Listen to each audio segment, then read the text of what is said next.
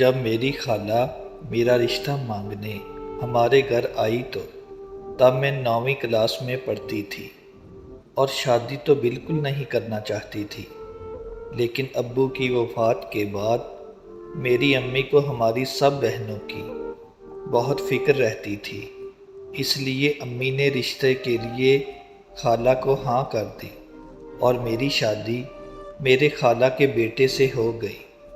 شادی کے کچھ ہی مہینوں کے بعد میرے سسرال والوں کی مجھ سے لڑائیاں شروع ہو گئیں۔ ساس اور سسر مجھے بات بات پر طعنے دینے لگے، یہاں تک کہ میرے شوہر کا بھی میرے ساتھ رویہ بدلنے لگا۔ میرا شوہر نشہ کرنے کے علاوہ کوئی اور کام نہیں کرتا تھا۔ شام کو جب وہ نشہ کر کے گھر آتا تو مجھے خوب گالیاں دیتا، یہاں تک کہ وہ مجھے مارنے پیٹنے لگا، لیکن میں سب برداشت کر جاتی تھی، کیونکہ ہماری پرورش ہی ایسے خاندان میں ہوئی ہے، یہاں ایک عورت کو یہ سب برداشت کرنا پڑتا ہے۔ یہاں تک کہ میں اپنی امی کو بھی کچھ نہیں بتاتی تھی، کیونکہ ابو کی وفات کے بعد وہ خود بہت بیمار رہتی تھی۔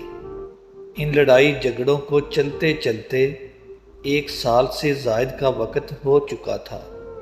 مجھے اللہ نے بیٹا دیا تو مجھے لگا کہ اب سب ٹھیک ہو جائے گا، لیکن ٹھیک ہونے کی بجائے جھگڑے مزید بڑھنے لگے اور میری برداشت کی حد ختم ہونے لگی۔ بات مجھے گالی گلوچ دینے یا مارنے کی حد تک ہوتی تو میں شاید برداشت کر بھی جاتی، لیکن وہ لوگ میرے ماں باپ کو برا بھلا کہنے لگے اور انہیں گالیاں بھی دینے لگ گئے تھے۔ ایک عورت اپنے سسرال والوں کا ہر ظلم برداشت کر لیتی ہے، لیکن وہ اپنے ماں باپ کے خلاف ایک لفظ برداشت نہیں کرتی۔ ایک رات میری لڑائی چل رہی تھی کہ میرے سسرال والوں نے میرے ماں باپ کو بہت گالیاں دی، مجھ سے برداشت نہ ہوا تو میں نے بھی آگے اچھی خاصی سنا دی، جس کی وجہ سے میرے شوہر اور سسر نے مجھے چھت سے دھکا دے دیا۔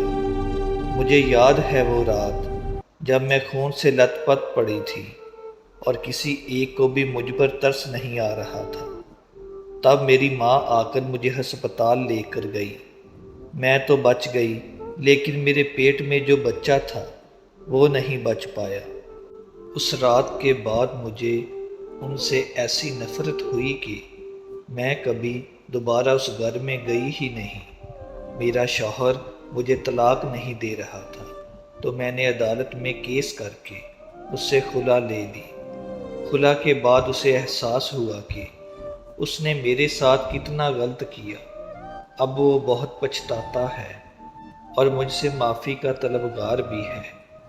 میری تو جو زندگی برباد ہونی تھی وہ تو ہو گئی، اس کے لیے شاید میں اسے معاف کر بھی دیتی، لیکن وہ اور اس کے گھر والے میرے بچے کے قاتل ہیں اور اس قتل کے لیے میں انہیں کبھی معاف نہیں کروں گی۔